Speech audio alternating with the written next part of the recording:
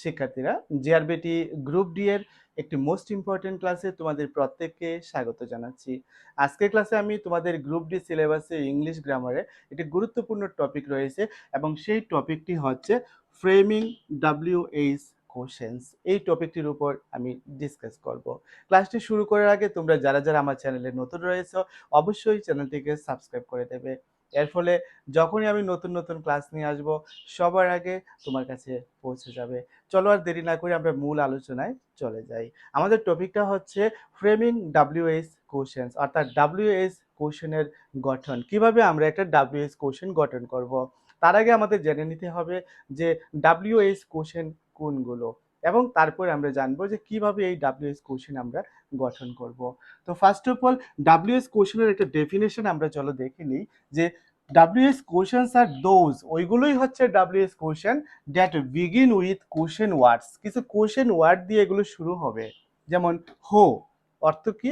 অর্থটা হচ্ছে কে। হোয়াট মানে কি। হোয়েন মানে কখন। দেখো প্রত্যেকটা ওয়ার্ডে কিছু না কিছু জানতে চাইছে, কোশ্চেন করছে, এই কারণে এগুলোকে কোশ্চেন ওয়ার্ড বলা হয়। হোয়ার কোথায়, হোয়াই কেন, হুইচ কোনটি, হোজ কার, হোম কাকে, এবং হাউ কেমন। অর্থাৎ প্রত্যেকটা কোশ্চেনে দেখো, প্রত্যেকটা ওয়ার্ডে দেখো কিছু না কিছু জানতে চাইছে, অর্থাৎ কোশ্চেন করছে। তো এখানে দেখো প্রত্যেকটা ওয়ার্ডের মধ্যে ডাব্লিউএইচ রয়েছে এক্সেপ্ট একটা ওয়ার্ড হাউ। হাউ এর মধ্যে ডাব্লিউ নেই কিন্তু এইচ আছে। তারপরেও যেহেতু এটা একটা কোশ্চেন ওয়ার্ড এবং এই ক্যাটাগরির মধ্যে পড়ে, তার কারণে এটাকেও ডাব্লিউএইচ ওয়ার্ডের আওতার মধ্যে ফেলা হয়। তো যাই হোক, তো এগুলো এমন কিছু প্রশ্ন যে প্রশ্নগুলোর উত্তর কখনোই কিন্তু আমরা ইয়েস অথবা নো দিয়ে পাবো না।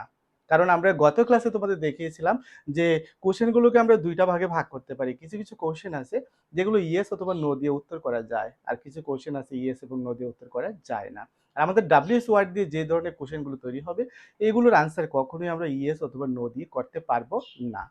তো যাই হোক, চলো এবার common WS question words and meaning এটা আমাদের জানতে হবে যে কি কি ডাব্লিউএস ওয়ার্ড রয়েছে এবং এগুলোর মিনিং কি। যেমন ফার্স্ট অফ অল আমাদেরকে জানতে হবে হোয়াট। হোয়াট মানে কি বা কি বিষয়ে। এই কি বা কি বিষয়ে যখন আমরা কোনো প্রশ্ন করি তখন আমাদেরকে হোয়াট ব্যবহার করতে হয়। যেমন এখানে এক্সাম্পল হিসেবে দেওয়া হয়েছে, দেখো হোয়াট ইজ ইয়োর নেম, তোমার নাম কি। অর্থাৎ এক্ষেত্রে আমরা কি বিষয়ে আমরা জানতে চেয়েছি, অর্থাৎ তোমার নাম কি, অর্থাৎ সেই অর্থে আমরা ডাব্লিউএইচ ওয়ার্ড হিসেবে আমরা হোয়াট ব্যবহার করেছি। তারপর হো মানে হচ্ছে কে, এবং কোশ্চেনটা আমরা করতে পারি হো ইজ শি, মানে সে কে। তারপর দেখো হোম মানে কাকে। যেমন হোম ডিড ইউ মিট, যে তুমি কাকে দেখেছিলে, অর্থাৎ কার সাথে তোমার সাক্ষাৎ হয়েছিল। তো সেই অর্থে আমরা হোম ব্যবহার করতে পারি। তারপর দেখো হোজ মানে হচ্ছে কার। যেমন হোজ বুক ইজ দিস, এই বইটি কার, এবং কার অর্থে আমরা এই হোজ ব্যবহার করেছি। তারপর হোয়েন মানে কি কখন। যেমন হোয়েন উইল হি কাম, সে কখন আসবে। তারপর দেখো হোয়ার মানে কোথায়। যেমন হোয়ার ডু ইউ লিভ, তুমি কোথায় থাকো। নেক্সট হোয়াই মানে কেন। যেমন হোয়াই আর ইউ লেট, কেন তোমার দেরি। তারপর নেক্সট হুইচ মানে কোনটি বা কোন অর্থে আমরা ব্যবহার করি। যেমন which colour do you like, কোন রংটি তুমি পছন্দ করো। তারপর হাউ অর্থ হচ্ছে কেমন বা কিভাবে। যেমন হাউ আর ইউ, তুমি কেমন আছো। অর্থাৎ এখানে লক্ষ্য করো যে প্রত্যেকটা ওয়ার্ডেই কিছু জানতে চেয়েছে এবং কোনো আনসার কিন্তু আমরা ইয়েস বা নো দিয়ে আমরা করতে পারবো না। এবার আসি মোস্ট ইম্পর্টেন্ট পার্টে, যেটা হচ্ছে ডাব্লিউএস প্রশ্নের গঠন। কিভাবে আমরা ডাব্লিউএস কোশ্চেনগুলোকে ফ্রেম করব, যেটা আমাদের আজকের এই টপিকের মোস্ট ইম্পর্টেন্ট পার্ট। তো প্রথমত এখানে বলা হয়েছে with be verbs. Be verb কোনগুলা?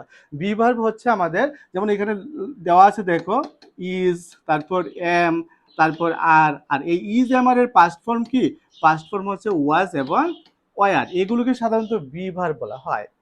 এই বি ভার্ব দিয়ে যখন আমরা কোনো ডাব্লিউএস ওয়ার্ড গঠন করব, ফার্স্ট অফ অল আমাদের ডাব্লিউএস ওয়ার্ডটি লিখতে হবে। লেখার পরপরই আমাদেরকে বি ভার্বটি ব্যবহার করতে হবে, অর্থাৎ ইজ এম আর বা তার পাস্ট টেন্স ওয়াজ ওয়ার লিখতে হবে। তারপর আমাদেরকে সাবজেক্ট লিখতে হবে। তারপর বাক্যের যে অবশিষ্ট অংশটা, রেস্ট অফ দি পার্ট, ওই পার্টে আমাদের লিখতে হবে। তাহলে এই ফর্মুলাটা তোমাদের অবশ্যই মনে রাখতে হবে। যেমন তোমার নাম কি, আমরা প্রথমে লিখেছি হোয়াট। তারপর বি ভার্ব হিসেবে আমরা ইজ ব্যবহার করেছি, হোয়াট ইজ। এবার সাবজেক্টটা হচ্ছে ইউর, তারপর রেস্ট অফ দ্য পার্ট অর্থাৎ নেম, অর্থাৎ হোয়াট ইজ ইউর নেম। এভাবে বি ভার্ব ব্যবহার করে আমরা করতে পারি। যেমন আরেকটা এক্সাম্পল, হোয়ার আর দে নাও, তারা এখন কোথায়। যেমন এখানে দেখো ডাব্লিউএস ওয়ার্ড ব্যবহার করা হয়েছে, তারপর বি ভার্ব ব্যবহার করা হয়েছে, আফটার দেন সাবজেক্ট ব্যবহার করা হয়েছে, তারপর rest of the part of the sentence ব্যবহার করা হয়েছে। এভাবে আমরা বি ভার্ব ব্যবহার করে ডাব্লিউএস ওয়ার্ড কোশ্চেনগুলো আমরা কি করতে পারি, ফ্রেম করতে পারি। নেক্সট দেখো with helping verbs. Helping verb কোনগুলা, যেমন ডো, ডাজ এবং তার পাস্ট টেন্স ডিড এবং হ্যাভ, হ্যাজ, এগুলোকে আমরা হেল্পিং ভার্ব বলে থাকি। যেমন এখানে দেওয়া রয়েছে হেল্পিং ভার্বের যে লিস্টটা তোমাদের মনে রাখতে হবে। তো প্রত্যেকটা ডাব্লিউএস কোশ্চেন কিন্তু একই ফর্মুলাতেই আমাদের তৈরি করতে হয়। যেমন আগে আমরা বি ভার্ব ব্যবহার করে তৈরি করেছি যেই ফর্মুলাতে, সেম ফর্মুলাতে আমরা হেল্পিং ভার্ব ব্যবহার করে আমরা তৈরি করব। যেমন প্রথমত ডাব্লিউএস ওয়ার্ড আমাদেরকে লিখতে হবে, তারপর আমাদেরকে এই হেল্পিং ভার্বটা লিখতে হবে, সেটা ডু হোক, ডাজ হোক, ডিড হোক, অর্থাৎ যেই সেন্টেন্সে যেটা বসবে। তো কোন সেন্টেন্সে বি ভার্ব বসবে, কোন সেন্টেন্সে ডু ভার্ব বসবে, এগুলো বুঝতে গেলে আমাদের বেসিক স্ট্রাকচার অফ সেন্টেন্স ওইটা বুঝতে হবে। এবং সেন্টেন্সের উপর তোমাদের অলরেডি ক্লাস করানো হয়েছে, ইউটিউবে ক্লাস রয়েছে, সেই ক্লাসটা তোমরা দেখে নিতে পারো। আর হ্যাঁ, আরেকটা কথা, যারা স্কুল অফ মেরিট মোবাইল অ্যাপ্লিকেশনে তোমাদের কম্পিটিটিভ পরীক্ষার জন্য সম্পূর্ণ স্টাডি ম্যাটেরিয়াল পেতে চাও, আমাদের সাথে অনলাইনে ক্লাস করতে চাও, মক টেস্ট দিতে চাও, গুগল প্লে স্টোর থেকে স্কুল অফ মেরিট মোবাইল অ্যাপ্লিকেশনটি তোমরা ইনস্টল করে নিয়ে রেজিস্ট্রেশন করে নিতে পারো। এখানে খুব ন্যূনতম ফিতে ওয়ান টাইম একটা সাবস্ক্রিপশন নেওয়া হয়, যে সাবস্ক্রিপশন এতটা কম যে ত্রিপুরা রাজ্যে কোথাও কোনো ইনস্টিটিউশনে এত কম দামে এত ভ্যালু প্রোভাইড করা নোটস তোমরা কোথাও পাবে না। সুতরাং তোমরা যারা যারা আমাদের সাথে আসতে চাও, তোমার কম্পিটিটিভ পরীক্ষার স্বপ্নকে বাস্তবে রূপ দিতে চাও, অবশ্যই আমাদের স্কুল অফ মেরিট মোবাইল অ্যাপ্লিকেশনটা ইনস্টল করে নেবে এবং আমাদের সাথে অনলাইন ক্লাসে যুক্ত হবে। তো লক্ষ্য করো যে যে কথাটা আমি বলছিলাম তোমাদের, যে ডাব্লিউএস ওয়ার্ড আমরা ব্যবহার করব, ব্যবহার করার পরে আমাদেরকে কি করতে হবে, হেল্পিং ভার্ব ব্যবহার করতে হবে। আফটার দেন আমাদেরকে কি করতে হবে, সাবজেক্ট ব্যবহার করতে হবে। এরপর আমাদেরকে কি করতে হবে, বেস ভার্ব ব্যবহার করতে হবে। কারণ এই যে হেল্পিং ভার্বগুলো আমরা ব্যবহার করি, এই হেল্পিং ভার্বগুলোর পরে অবশ্যই আমাদের একটা বেস ভার্ব থাকে। যে ক্ষেত্রে আমরা যে টু বি ভার্ব ব্যবহার করেছি, বি ভার্ব ব্যবহার করেছি, সেই ক্ষেত্রে আমাদের বেস ভার্ব ব্যবহার না করে আমরা কোশ্চেন তৈরি করতে পারি, বা ওই কোশ্চেনগুলোতে আমাদের বেস ভার্ব থাকে না। কিন্তু আমরা যখন হেল্পিং ভার্বগুলো ব্যবহার করে যখন কোশ্চেন তৈরি করব, সেগুলোর ক্ষেত্রে কিন্তু তোমরা বেস ভার্ব পাবে। এবং কোনটা বেস ভার্ব আমি তোমাদের বুঝিয়ে দেব। যেমন এখানে তোমাদেরকে আমি একটা এক্সাম্পল দিচ্ছি যে তুমি কি চাও, হোয়াট ডু ইউ ওয়ান্ট। এখানে লক্ষ্য করে আমরা প্রথমত ডাব্লিউএস ওয়ার্ড লিখেছি, তারপর আমরা হেল্পিং ভার্ব ব্যবহার করেছি, তারপর সাবজেক্ট ব্যবহার করেছি, তারপর দেখো ওয়ান্ট ব্যবহার করেছি। এই যে ওয়ান্ট ব্যবহার করেছি, ওয়ান্ট মানে হচ্ছে চাওয়া, এবং চাওয়াটা হচ্ছে একটা ভার্ব, এবং এটা হচ্ছে আমাদের বেস ভার্ব। এই বেস ভার্বটাকে তার অর্থ প্রকাশ করতেই এই হেল্পিং ভার্ব কি করেছে, সহযোগিতা করেছে। নেক্সট দেখো, হোয়েন ডিড হি অ্যারাইভ। এখানে দেখো আমরা হোয়েন ব্যবহার করেছি ডাব্লিউএস ওয়ার্ড, তারপর ডিড ব্যবহার করেছি হেল্পিং ভার্ব, তারপর আমরা সাবজেক্ট ব্যবহার করেছি, তারপর আমরা বেস ভার্বটা ব্যবহার করেছি। এই ফর্মুলাটা যখন তুমি শিখে নেবে, তখন কি হবে, তোমার কোশ্চেনটা যখন তুমি বানাবে তখন এলোমেলো হবে না। কারণ অনেকেই ডাব্লিউএস ওয়ার্ডের পরে কি হি লিখবে না ডিড লিখবে নাকি অ্যারাইভ লিখবে, এটা বুঝতে তোমাদের অসুবিধা হয়। জাস্ট ফর্মুলাটা একবার মনে রাখবে। ডাব্লিউএস কোশ্চেন ফ্রেম করতে গেলে আমাদের প্রথমত ডাব্লিউএস ওয়ার্ড লিখতে হবে, আফটার দেন আমাদেরকে হেল্পিং ভার্ব হোক বা বি ভার্ব হোক বা মোডাল ভার্ব হোক, সেই ভার্বটা আমাদেরকে লিখতে হবে। আফটার দেন সাবজেক্ট লিখতে হবে, তারপর আমাদের বেস ভার্ব যদি থাকে সেটা লিখতে হবে, তারপর রেস্ট অফ দ্য পার্ট, অবশিষ্ট যে অংশ থাকবে সেটা আমাদের লিখতে হবে। জাস্ট এই ফর্মুলাটা ফলো করবে, তাহলে কখনোই তোমাদের ভুল হবে না। তারপর আমরা দেখবো, চলো, with model verbs. Modal verb কোনগুলো, যেমন মডেল ভার্ব হচ্ছে শ্যাল, উইল, এগুলোর পাস্ট ফর্ম শুড এবং ওড। তারপর ক্যান, ক্যানের পাস্ট টেন্স কুড। তারপর মে, মেয়ের পাস্ট টেন্স মাইট, অট, এগুলো হচ্ছে আমাদের মডেল ভার্ব। এই মডেল ভার্বগুলো ব্যবহার করে যখন আমরা তৈরি করব, একই রুলসে প্রথমত আমাদেরকে ডাব্লিউএস ওয়ার্ড লিখতে হবে, তারপর আমরা মডেলটা লিখবো, তারপর সাবজেক্ট লিখবো, তারপর বেস ভার্ব লিখবো, তারপর রেস্ট অফ দ্য পার্ট। মনে রাখবে যে মডেল ভার্ব দিয়ে আমরা যেই ডাব্লিউএস কোশ্চেনগুলো তৈরি করব, সেগুলোতে বেস ভার্ব অবশ্যই থাকবে। হেল্পিং ভার্ব দিয়ে আমরা যেই ডাব্লিউএস কোশ্চেনগুলো তৈরি করব, সেগুলোর মধ্যে অবশ্যই কি থাকবে, অবশ্যই বেস ভার্ব থাকবে। যেমন এক্সাম্পল দেখো, হোয়াট ক্যান উই ডু, আমরা কি করতে পারি। এখানে ডাব্লিউএস ওয়ার্ড আমরা ব্যবহার করেছি, তারপর মডেল ভার্ব হিসেবে ক্যান ব্যবহার করেছি, সাবজেক্ট ব্যবহার করেছি, আফটার দেন আমরা ডু মেইন ভার্বটাকে অর্থাৎ বেস ভার্বটাকে আমরা ব্যবহার করেছি। হোয়ার উইল ইউ গো, যেমন হোয়ারটা হচ্ছে আমাদের ডাব্লিউএস ওয়ার্ড, তারপর উইলটা হচ্ছে আমাদের মডেল, ইউটা হচ্ছে আমাদের সাবজেক্ট এবং গোটা হচ্ছে আমাদের বেস ভার্ব। এভাবে আমরা তৈরি করতে পেরেছি।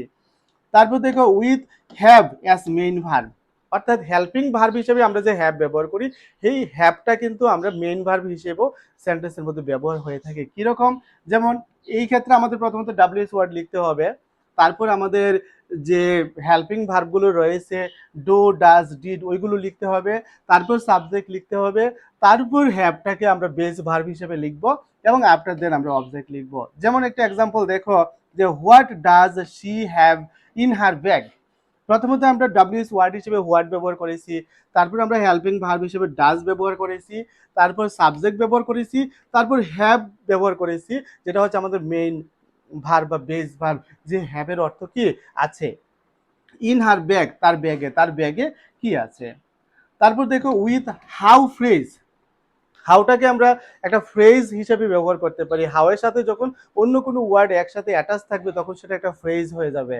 যেমন কিরকম ভাবে, যেমন সাম কমন কম্বিনেশন, কিরকম, যেমন হাউ মেনি, হাউ এর সাথে মেনি যখন একসাথে যুক্ত হয় তখন একটা ফ্রেজ তৈরি হয়। যেমন কতগুলো অর্থে আমরা এই হাউ মেনি ব্যবহার করি। তারপর হাউ মাচ, কতটা বা কতটা পরিমাণ সেটা বোঝাতে আমরা হাউ মাচ ব্যবহার করি। হাউ ফার, কতটুকু দূর এই অর্থে আমরা ব্যবহার করি। হাউ লং, কতক্ষণ বা কত দীর্ঘ সময় এরকম বোঝাতে আমরা হাউ লং ব্যবহার করে থাকি। হাউ ওল্ড মানে কত বয়স, আমরা কথায় কথায় বলি না হাউ ওল্ড আর ইউ, তোমার বয়স কত, অর্থাৎ হাউ এবং ওল্ড এই দুইটা একসাথে মিলে একটা ফ্রেজ তৈরি করেছে এবং এগুলো সবসময় পাশাপাশি থাকে। যেমন এক্সাম্পল হিসেবে দেখো how many books do you have, তোমার কতগুলো বই আছে। এখানে হাউ মেনি আমরা ব্যবহার করেছি, তারপর আমরা কি করেছি, এক্ষেত্রে আমরা বুকস ব্যবহার করেছি, যেমন এক্ষেত্রে নাউন হিসেবে আমরা বুকসটা ব্যবহার করেছি, তারপর আমরা কি করেছি হেল্পিং ভার্ব ব্যবহার করেছি, তারপর সাবজেক্ট ব্যবহার করেছি এবং তারপর আমরা কি করেছি হ্যাভ ব্যবহার করেছি। এবং এই হ্যাভটা কিন্তু এই ক্ষেত্রে আমাদের হেল্পিং ভার্ব হিসেবে ব্যবহার করা হয়নি, এই ক্ষেত্রে আমাদের বেস ভার্ব হিসেবে ব্যবহার হয়েছে। তারপর how old is your brother, how old একসাথে আমরা ফ্রেজ হিসেবে ব্যবহার করেছি, তারপর আমাদেরকে কি করতে হয়েছে, বি ভার্ব ব্যবহার করতে হয়েছে, সাবজেক্ট ব্যবহার করতে হয়েছে, after the rest of the part ব্যবহার করতে হয়েছে। এবার কিছু ট্রিপস রয়েছে তোমাদের মনে রাখার জন্য। যেমন কোন ধরনের ট্রিপস, ট্রিপসটা হচ্ছে যেমন ডু এবং ডাজ এগুলো প্রেজেন্ট টেন্সে ব্যবহার করা হয়। অর্থাৎ যখন আমরা কোশ্চেনটা ফ্রেম করব এবং এই কোশ্চেনটা যদি আমার বর্তমান কালের কোনো কিছু বোঝায় সেক্ষেত্রে আমরা ডু এবং ডাজকে আমরা হেল্পিং ভার্ব হিসেবে ব্যবহার করব এবং ডিডকে আমরা ব্যবহার করব পাস্ট টেন্সে। অর্থাৎ আমার কোশ্চেনের মিনিংটা যদি পাস্ট টেন্স বোঝায়, অতীতকাল বোঝায়, সেক্ষেত্রে আমাদেরকে ডিড ব্যবহার করতে হবে।